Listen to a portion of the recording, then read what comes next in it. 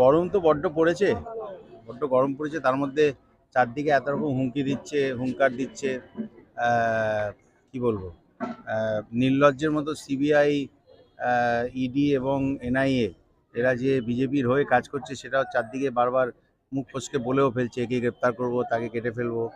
সন্দেশখালির এত বড় একটা নির্লজ্জ নক্কারজনক ঘটনা, মহিলাদেরকে যেভাবে ব্যবহার করে যেভাবে নিজেকে এবং নিজের দলকে খালি লজ্জায় ফেলেছে নয়, মানুষ চারদিকে চিচি করছে।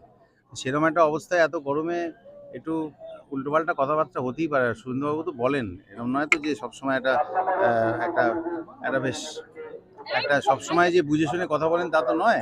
তো মুখ দিয়ে স্লিপ করে গেছে। আমার মনে হয় মানুষ এমনিতে মানুষ হিসেবে ক্ষমা করে দেবে। ভোটের বাক্সে যা জবাব দেবার জবাব দিয়ে। আবার বলছি, গরম পড়েছে, সেটা সবার তো সহ্য হয় না। গরমের